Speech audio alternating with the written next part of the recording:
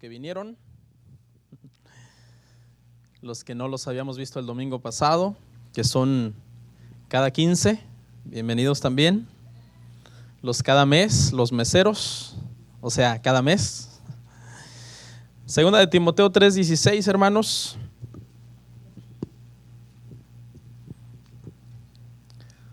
Gloria al Señor.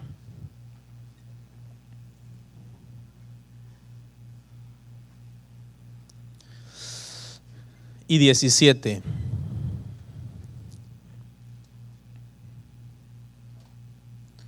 Dice la palabra del Señor: toda la Escritura es inspirada por Dios y útil para enseñar, para redarguir, para corregir, para instruir en justicia, a fin de que el hombre de Dios sea perfecto, enteramente preparado para toda buena obra. Vamos a orar, hermanos. Oren por mí, por favor. Señor, te damos gracias en este momento. Requerimos, Señor, de tu ayuda, de tu misericordia, porque reconocemos que sin ti no lo podemos hacer, Padre. Sin tu gracia, sin tu favor, Padre, nos es imposible predicar y enseñar. Tu palabra dice que los apóstoles, Pedro, Juan, Pablo, todos ellos predicaban con denuedo, con autoridad, pero no era por su humana capacidad, sino porque tú les dabas la gracia, el favor, el conocimiento, el entendimiento de las Escrituras, para que ellos las pudieran abrir delante del pueblo y el pueblo pudiera ser confrontado por la palabra. El día de hoy, Señor, queremos hablar este tema. Queremos hacerlo con toda la reverencia de vida, con todo el temor. Y yo reconozco, Padre, que soy muy limitado y que necesito que me ayudes. En el nombre de Jesús. Amén. ¿Pueden sentarse, hermanos? El día de hoy, hermanos, vamos a ver el tema número 3 de una serie que hemos titulado Apologética Cristiana. Y dijimos que la apologética consiste en presentar una defensa con mansedumbre contra todos los ataques de las personas que no creen, que son incrédulos o que practican otras religiones. Y ya vimos dos temas, hermano. El día de hoy vemos el 3, tema número 3, y el tema se titula ¿por qué existe la Biblia? ¿Por qué existe la Biblia? El tema número 1 se llamó ¿por qué existen tantas religiones? El número 2, ¿por qué existe Dios? Y sin lugar a dudas que después del ataque a Dios, uno de los ataques más fuertes es contra la palabra de Dios, contra la Biblia. Es un libro muy amado por todos los que creemos en Dios, pero también es el libro más odiado y más aborrecido. Es el libro que manda al cielo a todos los que le aman y a todos los que le obedecen, y es un libro que manda al infierno a todos los que le aborrecen y no le obedecen.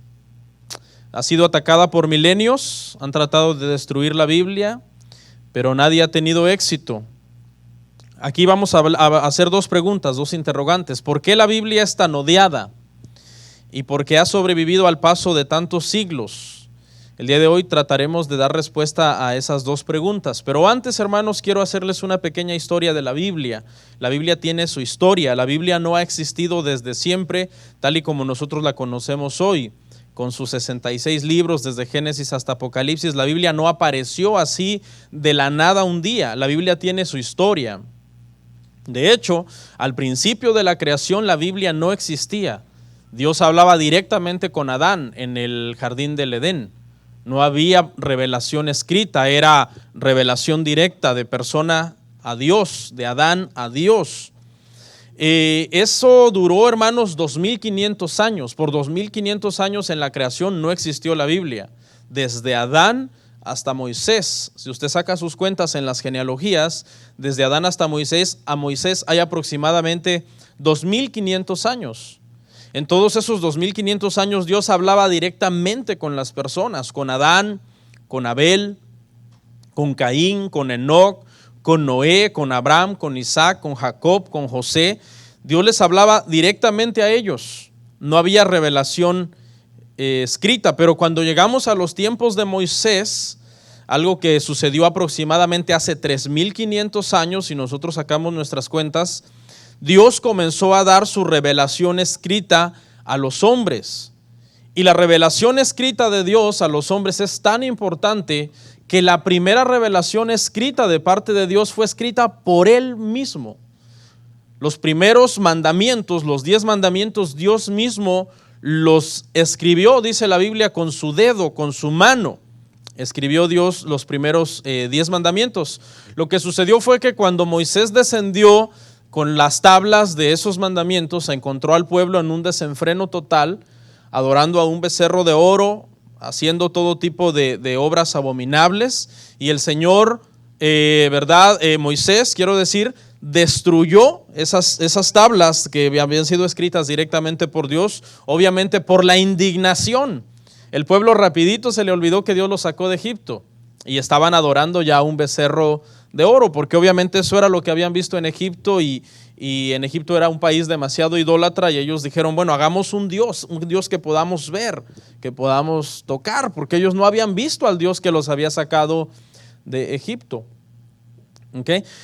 Una vez que Moisés destruye esas tablas porque las lanza sobre el becerro, vuelve a subir al monte otros 40 días y vuelve a escribir los 10 mandamientos ahora con su puño y letra, y juntamente con los 10 mandamientos escribe pues toda la ley, lo que se le conoce como el Pentateuco, los primeros 5 libros de la Biblia, la escribió Moisés. Pero vemos entonces, hermanos, que la Biblia tuvo un inicio y fue una compilación que tardó 3500 años, desde Moisés hasta el primer siglo, cuando el apóstol Juan escribe el último libro de la Biblia, que es el Apocalipsis. Si usted saca su cuenta, Moisés vivió 1500 años antes de Cristo, ahí hay 1500, y de Cristo para acá hay 2000, ¿okay? Entonces vemos que la Biblia obviamente ya tiene una historia de 3500 años de historia, ¿okay? Pero se fue completando, hermanos, poco a poco, no ha existido como nosotros la conocemos el día de hoy, la palabra del Señor, ¿okay? El Nuevo Testamento se completó primero. Estoy hablando brevemente un poco de la historia de la Biblia para que usted entienda un poco más lo que vamos a hablar. El Antiguo Testamento, se completó primero. 400 años antes que viniera Cristo, el Antiguo Testamento se completó, ya estaba completo. Lo que hubo ahí fue un periodo de 400 años que se le conoce como 400 años de silencio. En ese tiempo no hubo revelación inspirada por Dios. Hubo escritos que se les conoce como apócrifa, pero no eran inspirados por Dios.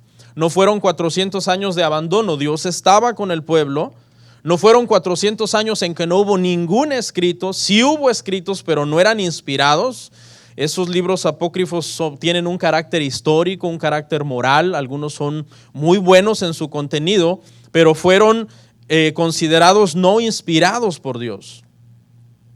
Lo mismo pasó con el Nuevo Testamento. El Nuevo Testamento se comenzó a escribir después de que Cristo murió, y a finales del primer siglo se terminó de escribir el Nuevo Testamento. Al final quedaron 39 libros del Antiguo Testamento, 27 libros del Nuevo Testamento, y en total 66 libros que nosotros tenemos y consideramos canónicamente inspirados por el Señor. ¿Y qué es eso? Que son canónicos. La palabra canon significa vara de medir.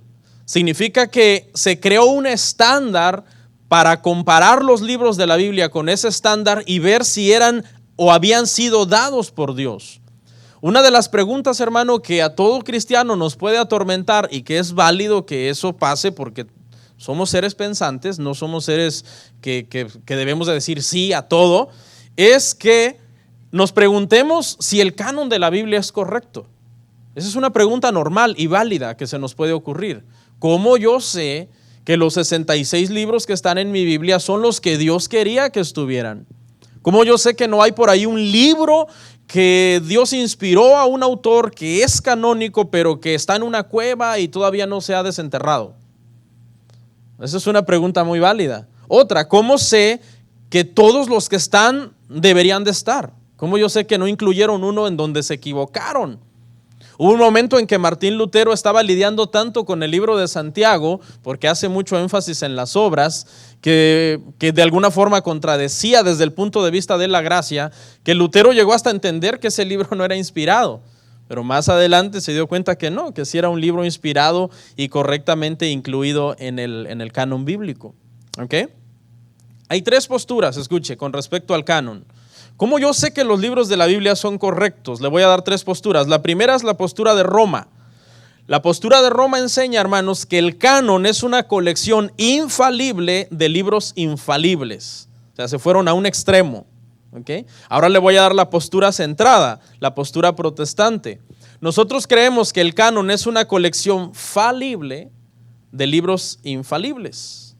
Ahora nos vamos a ir al otro extremo y vamos a ver la postura 3, la postura liberal, que dice: el canon es una colección falible de libros falibles.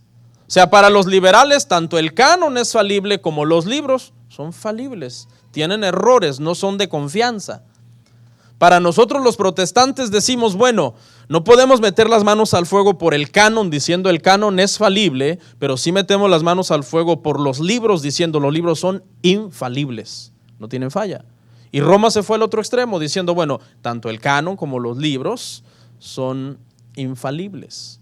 Entonces, pero nosotros, hermano, debemos de descansar en que Dios providencialmente por muchos siglos cuidó su palabra para que su palabra no fuera destruida por enemigos perversos de la Escritura. ¿Y cómo es posible que ahora no la haya podido cuidar de hombres piadosos que lo único que hicieron fue aplicar una criteria para determinar si eran de Dios o no eran de Dios?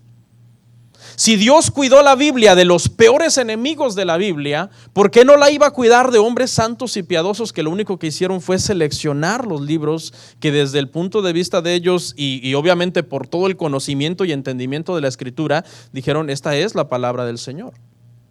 4 aspectos se utilizaron para canonizar los libros o es la criteria que se usó. Número 1, los libros debían de tener autoridad apostólica cuando nos referimos a los del Nuevo Testamento, o haber sido respaldados por los apóstoles. Es decir, si el libro no fue escrito por un apóstol, el apóstol tiene que decir, no fue escrito por mí, pero fue escrito por fulano, y yo doy fe y legalidad de que eso es de Dios, eso es inspirado por Dios. Número 2, tenían que ser aceptados por la iglesia primitiva. Cuando digo la iglesia primitiva me refiero a la iglesia del primer siglo, a más tardar del año 150, 170 aproximadamente, en donde ellos dijeron, estos son los libros que toda la iglesia sabemos que tradicionalmente circulan dentro de la iglesia y que son aceptados y que tienen la autoridad de la iglesia. 3, tenían que estar en armonía con todos los demás libros sobre los cuales no había la menor duda de que eran inspirados. Es decir, el Nuevo Testamento fue muchas veces comparado con el Antiguo Testamento. No puede contradecir el Nuevo Testamento al Antiguo Testamento. Y sobre el canon del Antiguo Testamento no había la menor duda porque se había cerrado 400 años antes de que Cristo viniera.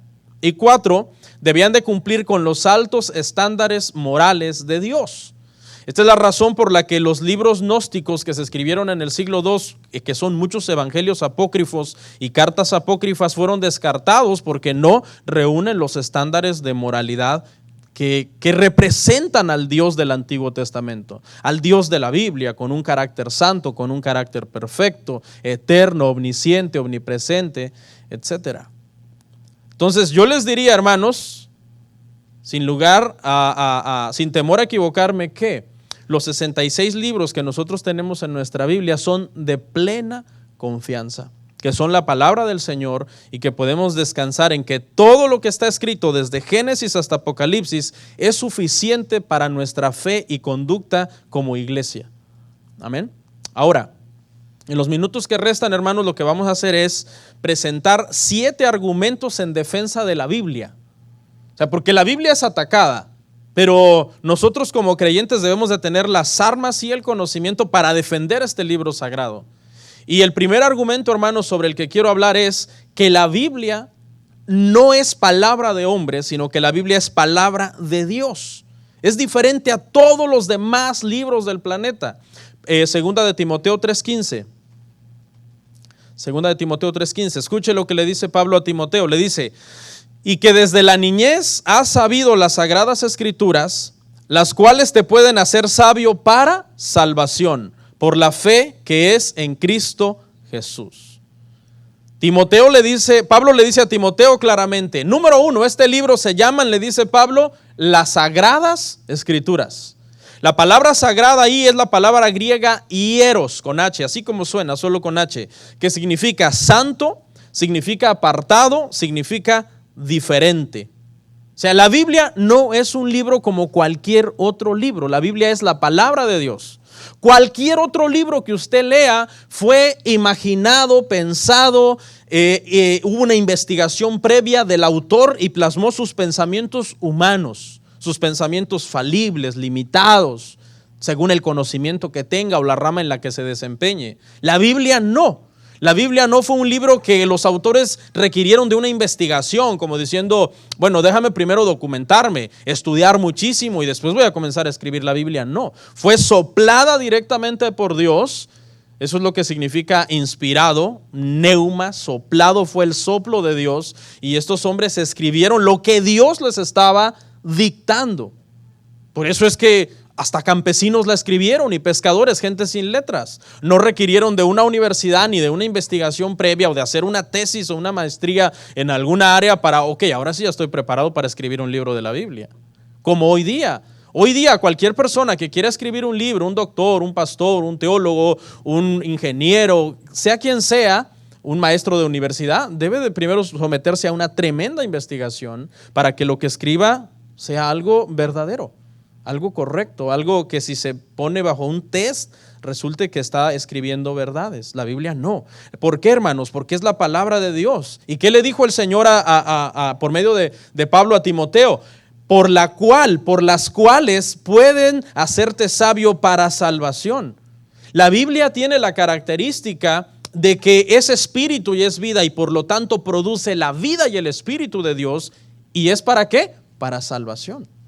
Ningún otro libro en la tierra puede producir salvación, solo la Biblia. ¿Por qué? Porque es la palabra de Dios. Pablo mismo las llama aquí las sagradas escrituras.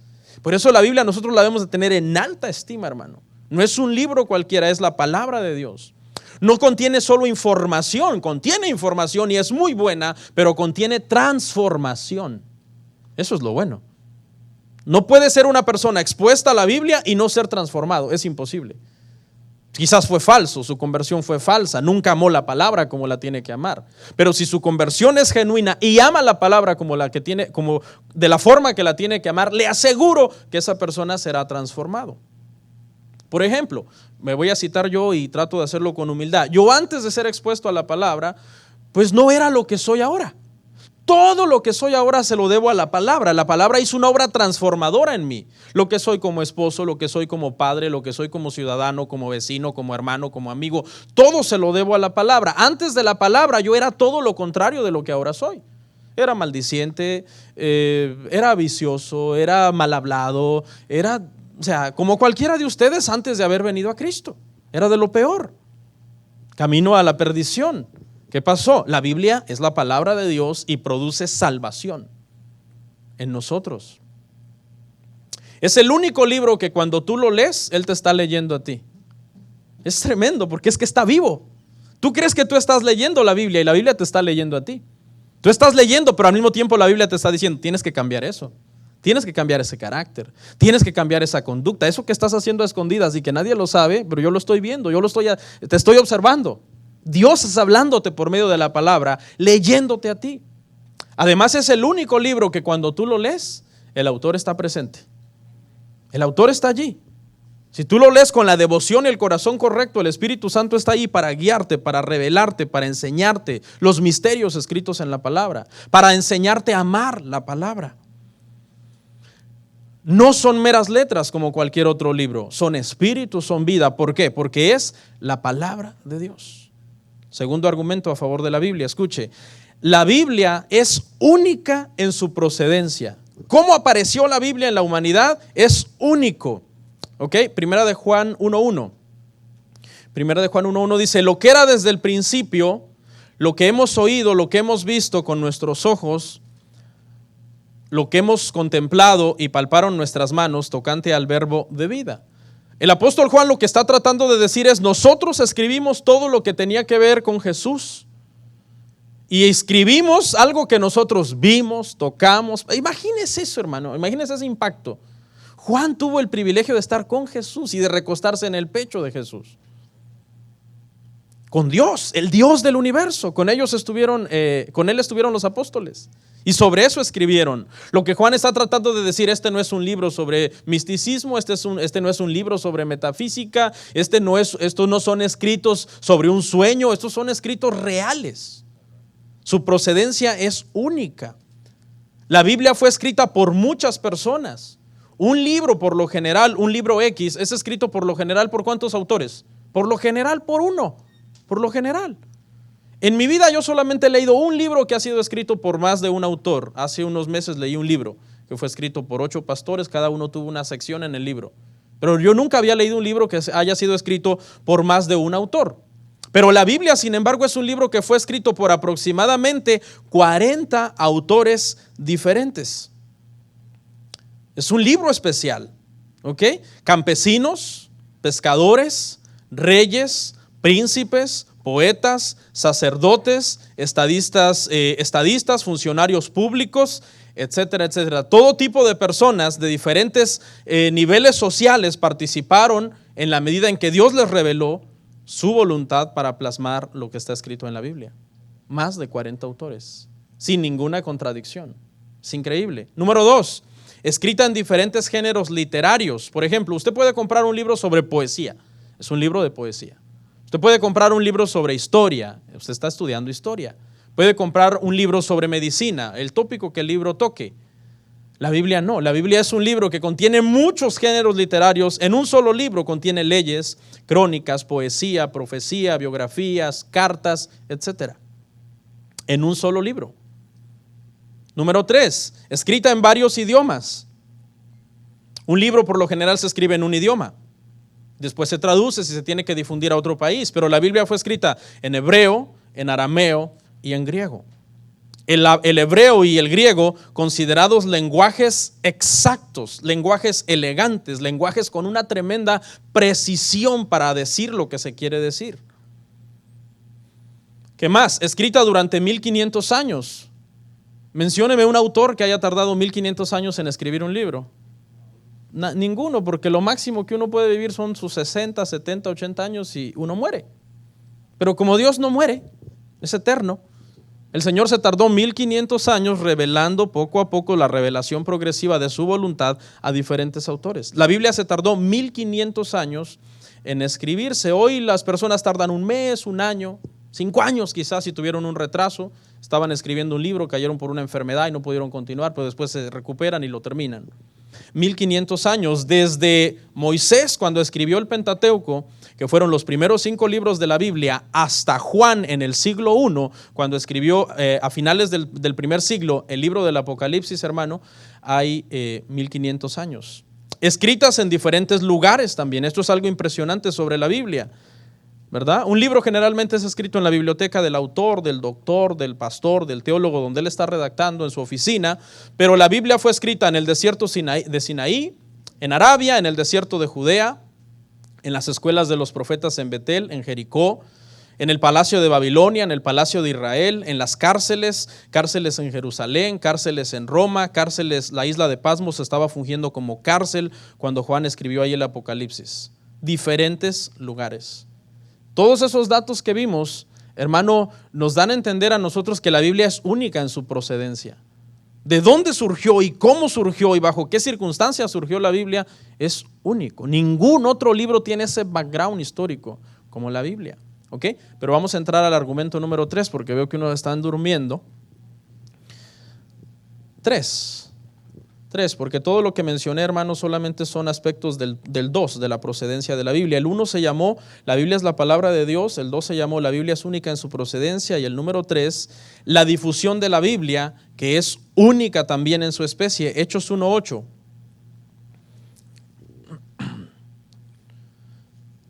Hechos 1:8 dice: pero recibiréis poder cuando haya venido sobre vosotros el Espíritu Santo, y me seréis testigos en Jerusalén, en toda Judea, en Samaria y hasta lo último de la tierra. O sea, me difundirán este mensaje por toda la tierra. Por lo tanto, esto implícitamente habla de que el libro que la Biblia, que la iglesia usaría para difundir el mensaje, también sería difundido en toda la tierra. Mire las características que vamos a ver aquí. Número 1, es el libro más vendido en la historia de la humanidad. Un bestseller se le llama a un libro que alcanza ventas muy buenas en un periodo corto de meses. Estamos hablando de 250,000 copias o 500,000 de copias. Eso se le conoce como un bestseller. Un libro de altas ventas. Sin embargo, después de la invención de la imprenta de Gutenberg en Alemania en el siglo XV, la Biblia fue el primer libro, hermanos, que de hecho se imprimió en la imprenta de Gutenberg, y a partir de allí la Biblia comenzó a venderse en cifras que ningún libro puede compararse con la Biblia. En el año 1932 se cree que se habían vendido 1.330.000.000 de Biblias aproximadamente, según las sociedades bíblicas de esa época. Estamos hablando de 1932, cuando todavía la tecnología estaba un poco bebé.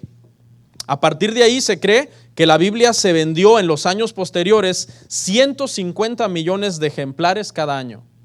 O sea, aún un bestseller de los mejores libros, que digamos vendió 500,000 copias, 500,000 de copias, se queda, hermano, cortísimo con una venta anual de 150 millones de copias anuales de la Biblia. ¿Por qué? ¿Qué tiene de especial este libro? Bueno, es la palabra de Dios. El libro que sigue por ahí de muy de lejos a la Biblia, pero ahí lo va siguiendo en cuanto a ventas, es un libro que se llama El Progreso del Peregrino. ¿Saben en qué está basado? En la Biblia. Es un libro que escribió un teólogo, Juan Bunyan. Por ahí va siguiendo a la Biblia, pero de muy lejos en ventas. Es un libro cristiano basado en la Biblia también. Es increíble. ¿Qué más? Es la obra que también, hermanos, más se ha traducido. No solamente es la que más se ha vendido. El primer libro en la historia que se tradujo fue la Biblia. En el año 250 antes de Cristo se tomó el Antiguo Testamento escrito en hebreo original y se tradujo a griego. Es lo que se conoce como la Septuaginta. 250 años antes de Cristo, recuerde que no existía la imprenta ni los materiales didácticos que hoy existen, y se hizo esa copia a mano de la traducción de la Biblia. Es el libro más traducido en la historia de la humanidad y es el primer libro que se tradujo también. Desde entonces se cree que la Biblia ha sido traducida a un aproximado de 1,500 idiomas, incluyendo dialectos. Pero no solo eso, la Biblia no solamente se vende y se difunde, sino que se lee. Porque la gente no compra una Biblia para tirarla, ¿o usted sí? Os veo sospechosos. ¿Para qué pasa usted comprando tantas Biblias? Ay, ya tengo viejita esta Biblia, voy a comprar otra. ¿Y para qué? Si no la lee. Porque ahí está el detalle, ¿no? Pero no, fíjese, hermano, que curiosamente sí hay cristianos que leen la Biblia, aunque usted no lo crea. Hay cristianos que leen la Biblia. ¿Qué es eso? Cristianos que leen la Biblia. Usted se queda como, wow, no lo puedo creer. Tranquilos, ya vemos. ¿Sabe que uno puede ver la vida de una persona y darse cuenta si lee la Biblia o no? Tú ves a una persona, su conducta, su carácter, su proceder, sus decisiones, su vida. No tienes que ser un genio para deducir que no lee la Biblia. Lo ves con quién se junta, qué tipo de música le gusta, qué tipo de películas ve, cómo es su forma de caminar, bueno, todo altivo, soberbio. Entonces, pero no está vacío de Dios. Pero eso sí, aquí en la Santa Cena, ay. ¿Qué tiene la Biblia? ¿Por qué llama la atención de todo mundo? La Biblia puede ser encontrada en la biblioteca del presidente y en el calabozo de una cárcel. La Biblia puede ser leída por los reyes de España y por un campesino allá de un pueblo donde no se habla ni español. ¿Por qué? Los niños que nunca han escuchado de la Biblia, usted les comienza a hablar de las historias de José, de la túnica de colores de José, de cómo Moisés sobrevivió en una barquilla en un río, de los milagros de Jesús que iba pasando y había un chaparrito ahí que se llamaba Zaqueo.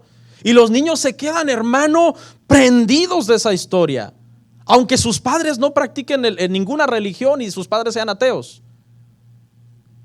Por otro lado, si usted agarra a un filósofo ateo y usted le comienza a hablar y a decir, mira lo que dicen estos proverbios sobre la vida, y es el ateo filósofo, oh, wow, oye, yo no sabía que este libro religioso contiene estos pensamientos tan profundos. O sea, ¿qué tiene la Biblia que atrae a un niño y atrae a un filósofo? El filósofo jamás se interesará en leer un libro para niños, ni el niño jamás se interesará en leer un tratado sobre filosofía, pero ambos se interesan en la Biblia. ¿Por qué? Porque la Biblia es la palabra de Dios. Tiene ese poder de atracción, hermano. Mucha gente ha dado testimonio por siglos que en la Biblia han encontrado consuelo cuando estaban presos, que en la Biblia encontraron consuelo cuando estaban enfermos en el hospital, que en la Biblia encontraron consuelo cuando estaban en un cuarto de hotel a punto de suicidarse. Yo he escuchado infinidad de testimonios de gente que fue a un cuarto de hotel a suicidarse, abrió la gaveta, sacó una Biblia de las que ponen ahí una organización que se llaman los Gedeones, la abrió y se dio cuenta que no tenía que suicidarse porque Dios es bueno, porque la vida es hermosa. Infinidad de gente ha testificado en el paso de los siglos que han encontrado en la Biblia fortaleza, consuelo, esperanza. Y yo creo que hasta algunos de ustedes lo han comprobado. Porque lo primero que hacemos cuando estamos en las malas es volvernos espirituales. Hay gente, hermano, que cuando están en las malas, ahí van a la iglesia, ahí abren la Biblia, aunque sea, ya ni saben, piensan que el libro de Génesis se llama Géminis. Vamos a leer Géminis. Y eso es horóscopo, hermano, no se confunda. Pero nada más déjelo, hermano, que se le pase el problema, que ya se sanó, que ya se solucionó todo, que ya en la corte lo declararon inocente, el caso queda cerrado. Allá lo ve usted en el mundo, mire, hermano, en el lago los domingos, el día del culto, con sus compadres allá relajados. No, ya pasó el problema. Nada más ven el temblor y se hincan, hermanos. Es que es la tendencia del ser humano, somos malagradecidos. Los israelitas, ¿se acuerdan que ese fue su problema en el desierto? Un milagro, ay Jehová, tú eres Dios. A los 3 días, haznos un Dios, tú, Aarón. Y Aarón mentiroso dice que les pidió a todos el oro y traigan su oro. Y cuando viene Moisés y le reclama y le dice, oye, ¿por qué hiciste esto? Yo no sé, yo eché el oro y eso salió. Dice Aarón, ¿cómo se justifica, hermano? Cuando lo lees ahí te quedas anonadado. Dice Aarón, no, ellos me dieron el oro, yo lo tiré ahí en la fundición y apareció un becerro. No, si él lo labró a martillo y él lo hizo, idólatra. Pero ya cuando se sintió confrontado, mire, hermano, tiró la piedra y escondió la mano. ¿Qué tiene la Biblia entonces? Es la palabra de Dios. Ha llegado a los países más remotos, a los lugares más remotos del mundo con su mensaje. El primer libro que se leyó fuera del espacio de la Tierra fue la Biblia. En un viaje interespacial se llevó la Biblia para que la Biblia fuera el primer libro que se leía fuera de la atmósfera terrestre.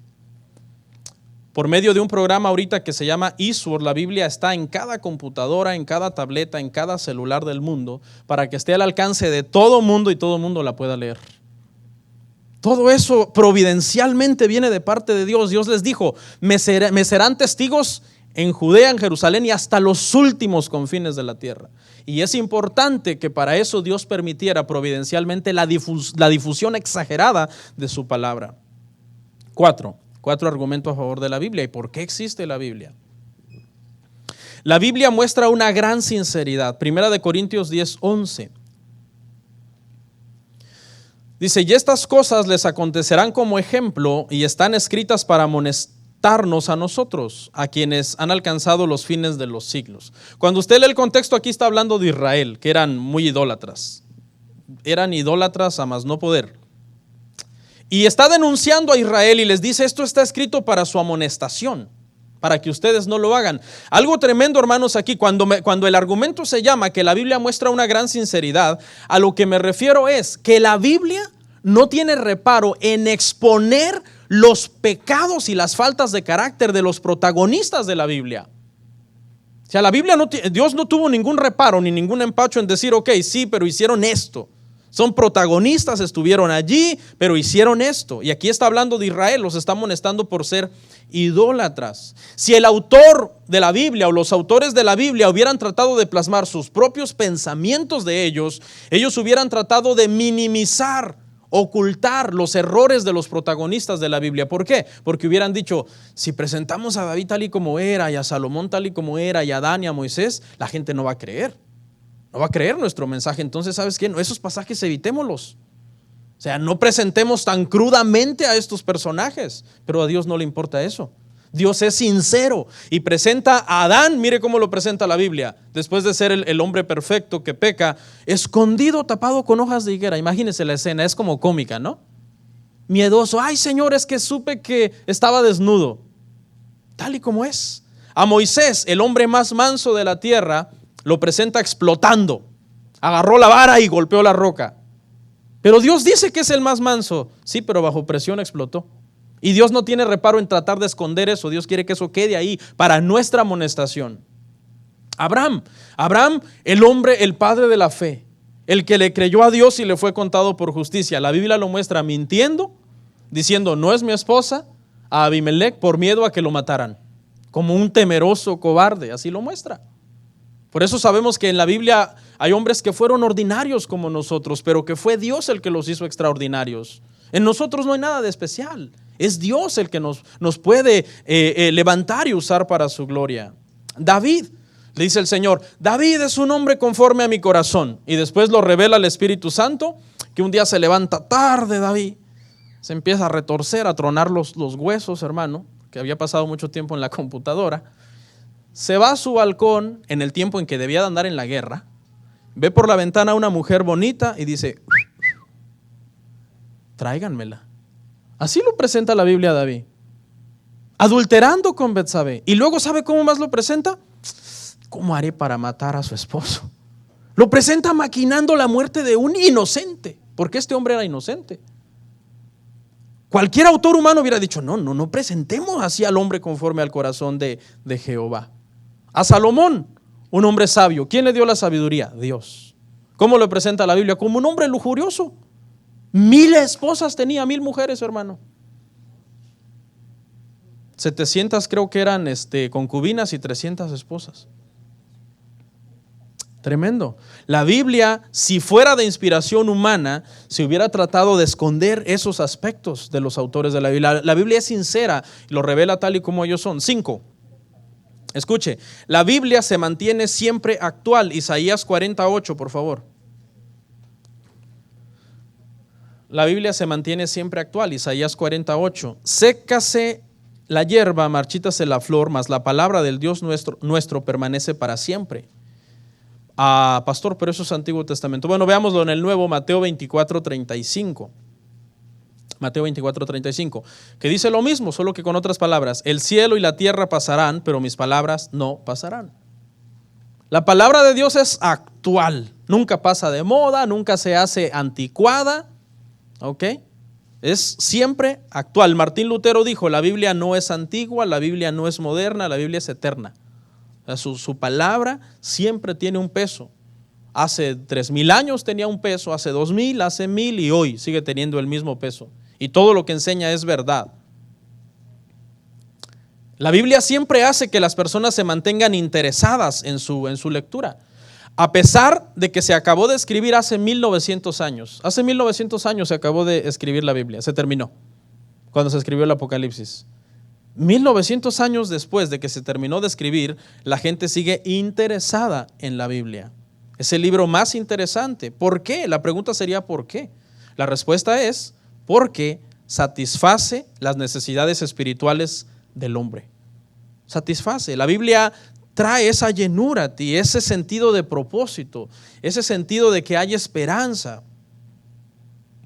siempre se mantiene actual. Dice que en la Segunda Guerra Mundial había un soldado, en la Primera Guerra Mundial había un soldado que nunca había sido expuesto a una Biblia. Y en la guerra le dieron un librito de los Salmos, en una versión un poco actualizada, con un idioma un poco actualizado. Y él comenzó a leer ese libro de los Salmos. Y él pensó que era un libro que se había escrito hace unos pocos años. Hasta que le dijeron, no, tú estás leyendo los Salmos que escribió el rey David, muchos años antes de Cristo. ¿Cómo? Yo creía que este era un libro que apenas se había acabado de escribir ahorita. Es que aborda cosas y temas tan normales de la vida corriente. ¿Cómo es posible que siga vigente después de más de 2000 años? Ese poder tiene la palabra del Señor. 6, hermanos, 6. Sexto argumento a favor de la Biblia. La Biblia ha sobrevivido a toda oposición. Mateo 16, 18. Y yo también te digo que tú eres Pedro, y sobre esta roca edificaré mi iglesia, y las puertas del Hades no prevalecerán contra ella. ¿A quién le está diciendo que le dará protección el Señor acá? A la iglesia. Y por lo tanto, a su libro. ¿Y cuál es el libro de la iglesia? El libro de la iglesia es la Biblia. El Señor le dijo a la iglesia, nada podrá hacerle daño a la iglesia. Por eso esa promesa en el siglo I y en el siglo II se cumplió a la perfección, cuando los cristianos eran perseguidos y oprimidos y asesinados, y Roma creía que iba a acabar con el cristianismo, y no era así. Más mataban y más se convertían. Porque la iglesia no dejará de ser mientras el Señor no venga. La iglesia no dejará de ser, la iglesia estará siempre, hermano, siempre. Aunque a usted le aburra, es que ya me aburrí. Pues váyase. ¿Qué podemos hacer? O sea, no es que ya me aburrí de la iglesia. Los cristianos no se aburren de la iglesia, hermano. Porque los cristianos amamos a Cristo y Cristo la compró con precio de sangre. Hay gente que dice, bueno, ya tengo 20 años congregándome. ¿Y cuántos años más me tengo que seguir congregando? Pues hasta que te mueras.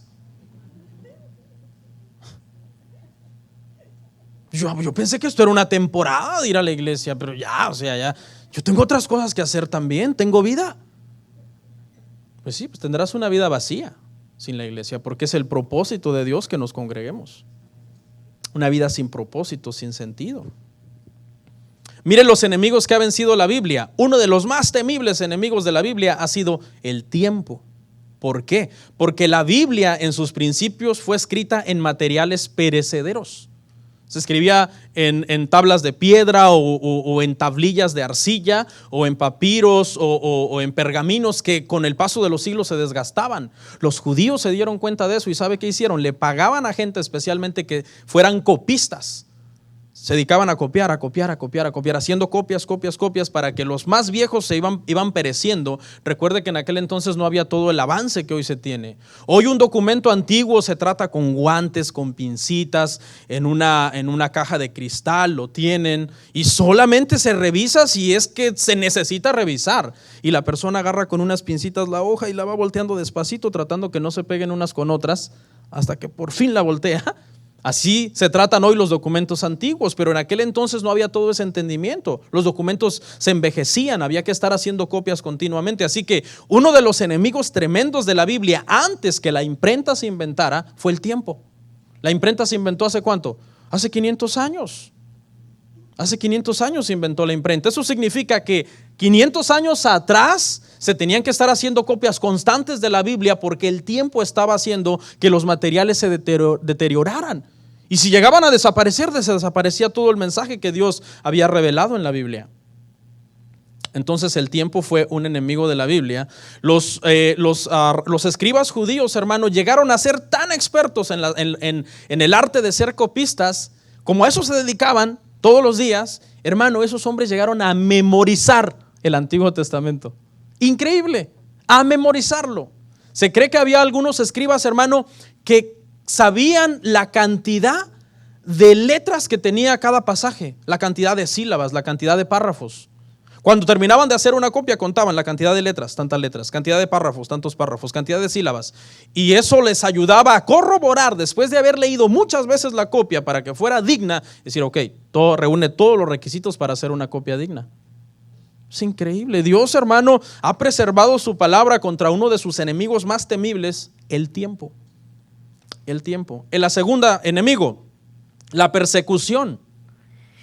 Los ataques contra la Biblia a lo largo de la historia, hermano, han sido tremendos. Por ejemplo, contra el Antiguo Testamento hubo una persecución terrible en los tiempos de Antíoco Epífanes, unos 170 años antes de Cristo. Este hombre era tan feroz, ha sido uno de los que más ha odiado a los judíos, hermano, junto con Amán, yo creo, y Hitler, que este hombre, hermano, hizo un edicto ordenando que todo escrito de los judíos fuera quemado y condenado a muerte el poseedor de esos documentos.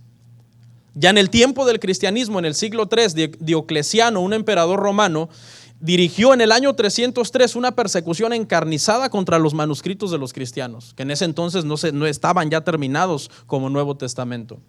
Y también fueron quemados los documentos. Más para acá, en el año 1700, Voltaire, un filósofo francés, que era un hombre que odiaba la religión y todo lo que tuviera que ver con Dios, él hizo un statement, él dijo: en 100 años desaparecerá el cristianismo y si se encuentra una Biblia será solamente en un museo. 50 años después que él dijo eso, ya estaba muerto, su casa fue comprada por una sociedad bíblica y la casa de él se volvió depósito de Biblias. Voltaire murió y la iglesia y su libro, la Biblia, siguen vivos. Pero por extraño que parezca, el Señor no solamente ha protegido la Biblia de sus enemigos, sino, ¿sabe qué? Hay algo bien curioso. Dios ha utilizado 2 religiones en el mundo para proteger la Biblia, y esas 2 religiones podrían tener, hermano, razones para distorsionar la Biblia o destruir la Biblia. La primera religión fue el judaísmo. El judaísmo fue utilizada por Dios tremendamente para proteger el Antiguo Testamento. ¿Y por qué digo que tendrían razones para distorsionarla o para destruirla? Porque ¿sabe usted cómo los pinta el Antiguo Testamento? Como necios, obstinados, ingratos, perversos. Así los pinta el Antiguo Testamento a ellos. Y sin embargo, Dios los utilizó a ellos para proteger el Antiguo Testamento. ¿Quién protegió el Nuevo Testamento en sus inicios? La Iglesia Católica Romana. La protegieron a muerte, la Biblia. Dios puede usar a gente que no está en la religión correcta para hacer algo bueno, hermano. Sí, defendieron la Biblia a muerte, hermano. De ahí fue donde, en parte, eso tiene que ver con las historias de las cruzadas y todo eso. ¿Y cómo los pinta la Biblia a ellos? Condena sus prácticas, condena su idolatría, su paganismo. O sea, Dios no solamente protegió a la Biblia de sus enemigos, sino que utilizó 2 grandes religiones que hubieran tenido razones para destruir la Biblia, los utilizó para proteger la Biblia. Porque finalmente se hace como el Señor dice, hermanos. ¿Y qué otra resistencia o qué otro enemigo? La crítica.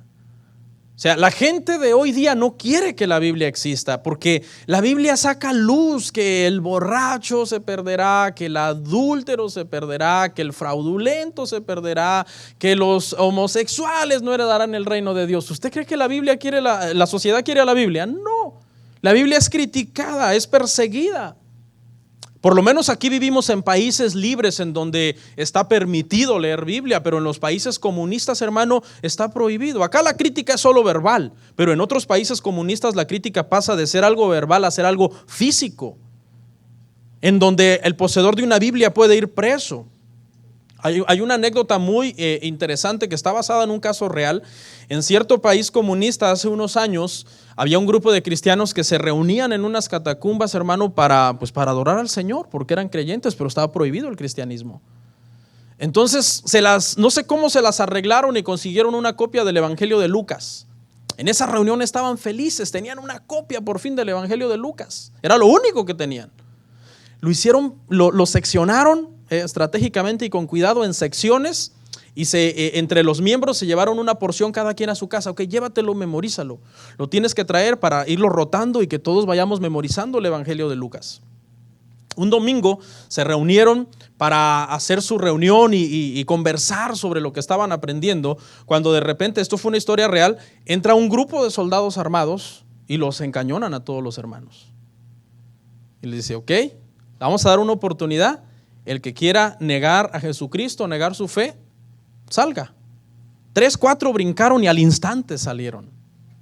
Primer llamado. Segundo llamado: bueno, vamos a dar otra oportunidad. Si hay todavía entre ustedes algunos que quieran negar su fe, salir de acá. Algunos dicen que salieron de entre las filas agachados, como tapándose la cara, como diciendo que no me vean los hermanos. Me imagino qué pasaría acá. Y salieron. Y el tercer llamado, una tercera oportunidad, la última. Vamos a dejar ir un grupo más.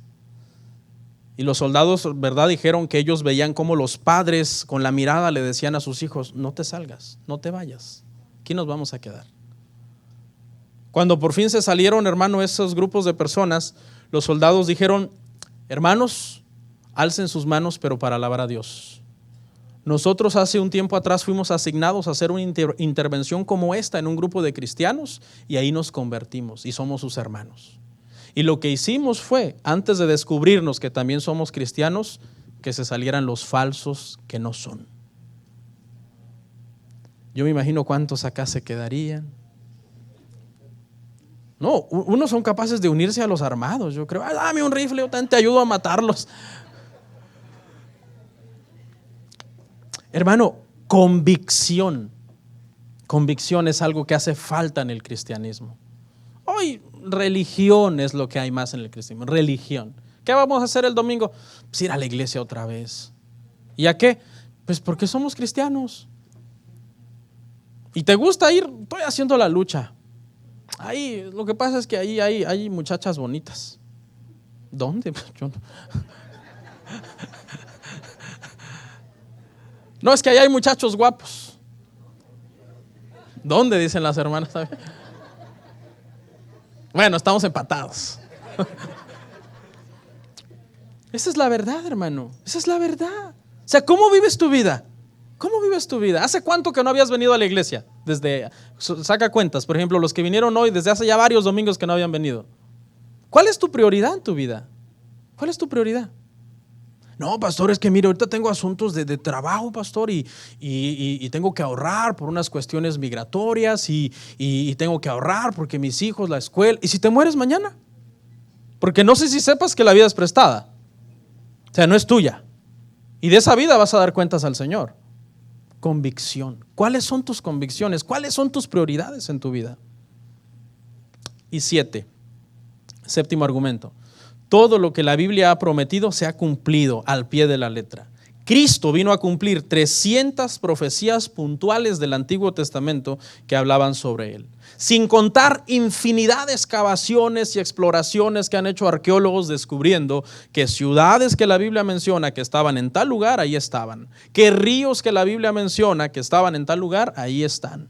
Que residuos o remanentes o vestigios de guerra que la Biblia menciona que hubo una guerra en tal lugar, se han hecho las excavaciones y ahí están los vestigios de lo que fue ese lugar. Que las ruinas que la Biblia menciona de una ciudad se ha investigado, ahí están esas ruinas. La Biblia es veraz, ¿pero por qué? Porque es la palabra de Dios. Para concluir, hermanos, ¿qué más ha hecho la Biblia? La Biblia ha cambiado la humanidad. La Biblia ha cambiado la humanidad. No solo es un libro interesante, ha trastornado al mundo. Mire todo lo que se ha hecho a manos de gente que fueron amantes de la Biblia. Se abolió la esclavitud o hubo una lucha tremenda contra la esclavitud. ¿Quién lideró ese movimiento acá en Estados Unidos, hermano? Martin Luther King Jr. ¿Y quién era él? Un pastor, un predicador. ¿Cuál era su libro favorito y su libro de lectura favorita? La Biblia. Y eso no solamente en este país. Esos movimientos contra la esclavitud en muchos otros países fueron iniciados por gente que temía a Dios y que creía que la Biblia era la palabra de Dios. La Biblia es acusada, hermano, de misógina, que tiene odio contra la mujer, pero los récords indican que la Biblia ha luchado por los derechos de la mujer. Los creyentes de la Biblia han luchado por los derechos de la mujer. Lo que pasa es que la gente está mal documentada. La protección de la infancia, cuando usted oye todo ese tipo de organizaciones, que la protección contra el niño, etcétera, todo eso ha sido ideado por pastores, por protestantes, por gente que teme a la Biblia. ¿Quién empezó a hacer énfasis en cuidar a los enfermos? Los protestantes. En cuidemos a los enfermos, en ayudemos a los inválidos, a los ancianos, edifiquemos hospitales. Todos los hospitales, si usted investiga, hermano, en la historia, todos los hospitales tuvieron su inicio en el cristianismo. Los cristianos protestantes fueron los primeros que empezaron a decir: hay que crear hospitales. La Cruz Roja, ¿quién la creó? ¿Por qué se llama Cruz Roja? El cristianismo. Los protestantes crearon la Cruz Roja. Es un movimiento en todo el mundo, hermano. La Cruz Roja no es de Estados Unidos nada más. La Cruz Roja Internacional es un poder mundial. ¿Quién empezó a luchar contra la prostitución? Contra los vicios, los protestantes, los creyentes de la Biblia. En algunos casos no siempre eran protestantes, eran gente de alguna otra religión, pero que creían en la Biblia como el máximo documento de fe y conducta. Por ejemplo, los judíos no son cristianos, pero creen que la Biblia, el Antiguo Testamento, para ellos es la palabra de Dios. Los católicos, por ejemplo, no son protestantes, pero tienen el Nuevo Testamento y el Antiguo Testamento como la palabra de Dios también. Las primeras universidades, ¿quién cree usted que creó las primeras universidades tanto en Europa como en América? Los protestantes, los que creen en la Biblia. Hoy las universidades están llenas de ateos, pero ¿sabe por quién fueron creadas? Por los cristianos. Y no estoy hablando de universidades ahí, no, estoy hablando de las universidades más grandes del mundo, las más importantes del mundo, las más renombradas, la universidad a la que cualquier persona quisiera ir. Antes de la Biblia o antes de que la gente, hermano, tuviera las Sagradas Escrituras para el pueblo, el mundo era un charco oscuro, hermano, lleno de ignorancia. La Edad Media se conoció como la época del oscurantismo. ¿Por qué? Porque el pueblo no leía la Biblia. ¿Quiénes eran los únicos que leían la Biblia? La iglesia. Roma había acaparado la Biblia, la tenían en un idioma que el pueblo no entendía, ¿verdad? En un latín sofisticado que la gente no entendía.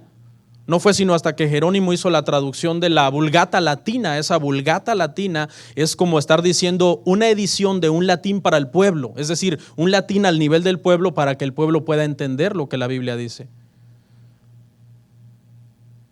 ¿Qué pasó cuando se comenzó a leer la Biblia? Cuando vino la Reforma Protestante, se inventó la imprenta, se comenzó, hermano, a imprimir la Biblia, a distribuir la Biblia por todo el mundo. ¿Qué siguió a la época del oscurantismo? El Renacimiento. El aumento en la ciencia, en la tecnología, en el conocimiento, en los inventos, etc. ¿Por qué? Porque la gente comenzó a leer la Biblia. Y para cerrar, hermanos, la Biblia es un solo libro, una sola historia, un solo protagonista. Tiene 66 libros, pero es uno solo. Tiene muchas historias, pero es una sola historia. La historia de la redención del mundo.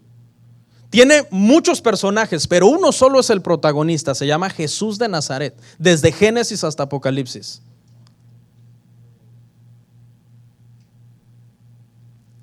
¿Por qué la Biblia es tan odiada? Bueno, porque saca a luz la corrupción, la maldad que hay en el mundo. Hoy la agenda del lobby gay ataca la Biblia diciendo que ataca el pensamiento y la libertad de pensamiento. Piden a gritos que desaparezca muchos, que la Biblia desaparezca. Otros la han torcido diciendo que Juan era el discípulo amado porque Juan y Jesús eran homosexuales. O sea, ok, si no la podemos hacer que desaparezca, bueno, por lo menos pervirtamos lo que dice ahí. Otros dicen, ¿se acuerdan cómo David y Jonatán se amaban a muerte? Pues porque eran amantes. Los ateos, bajo la excusa de la ciencia, de la erudición moderna, atacan la Biblia. Sin embargo, ¿qué cree? La ciencia no contradice a la Biblia. La ciencia comprueba que lo que la Biblia dice es verdad. Siempre ha sido atacada. ¿Qué es lo que pretenden los que atacan la Biblia, hermano? Que usted se desanime, que usted no la lea, que usted no la difunda, que usted no propague la palabra. Pero todos los enemigos de la Biblia morirán y la Biblia seguirá en pie. Porque se secará la hierba, se marchitará la flor, mas la palabra del Dios nuestro permanece para siempre. Tú que estás sentado aquí, tú puedes decir, yo no creo en la Biblia. Tranquilo, tú te vas a morir en unos 30, 40, 50, 60 años y la Biblia va a seguir siendo predicada. Es tu problema si tú no crees. No es problema de Dios. Dios no tiene miedo diciendo, yo quiero que crean. Por eso voy a ocultar las cosas que no quiero que sepan de David y Salomón, porque yo quiero que crean. A él no le importa. Porque creer es algo que él mismo producirá en el corazón de sus escogidos. Ahora, escuche. Yo a veces veo las Biblias de varios hermanos que están bien viejitas. Están así como rotas. ¿Sabe? Cuando una Biblia, el lomo de la Biblia, a veces las hojas se despegan del lomo y el lomo ya está luz, ya está flojo. A veces veo las Biblias así que están todas arrugadas las hojas. Y yo digo, las Biblias pueden envejecer por dos razones. Número uno, porque la lees mucho o porque la tiras donde se te pega la gana, para que tus hijos jueguen con ella, la agarren de pizarrón, rayen, hagan dibujos en ellos. Entonces digo, ¿cuál será la razón por qué la Biblia de este hermano está tan vieja? ¿Será que la lee mucho? ¿O será que sus hijos la usan de juguete y el hermano la tira donde quiera? Tristemente, hermano, en la mayor parte de razones es porque la Biblia usted la usa como un elemento religioso para metérsela. La Biblia no hay que cargarla, hermano, abajo de la axila, hay que cargarla aquí, mire, en el corazón. Las Biblias de aquí, muchos de ustedes están maltratadas, pero no porque las leen, sino porque las avientan, las tiran, las maltratan, no la cuidan. Pero es la palabra de Dios, hermanos. Es la palabra de Dios. Otros marcan la Biblia cuando la leen. Oye, este versículo está bien bonito para contender y pelearme con otros. Pero ¿sabe qué decían los reformadores? Spurgeon dijo, muchos marcan su Biblia, pero jamás se dejan marcar por la Biblia. ¿De qué sirve que la marques si ella no te marca a ti? Si no hay un cambio en ti, eres peor que antes. Hace 10 años peleabas, gritabas, pataleabas, tenías mal carácter y hoy también. ¿Cuál es el problema? ¿Cuál es el problema?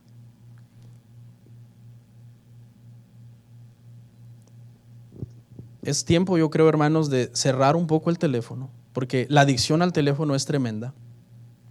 Cerrar un poco el Facebook, que produce depresión. Está comprobado que tanto teléfono produce depresión.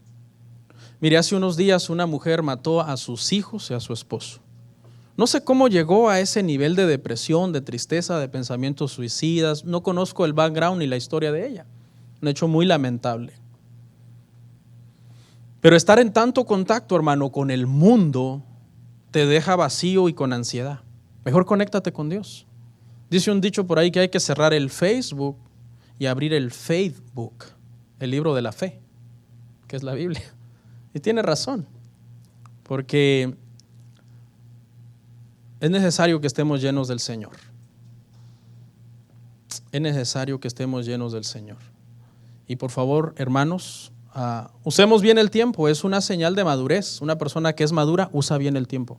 Y sus prioridades son Dios siempre. Si usted es cristiano, su prioridad es Dios. Aquí no es de que, bueno, a ver cuando pueda. No, el que es cristiano, su prioridad es Dios. Es Dios y se acabó. Primero Dios, segundo Dios y tercero Dios. Y lo demás es añadidura, son cosas que en su momento Dios dirá. Amén. Vamos a orar.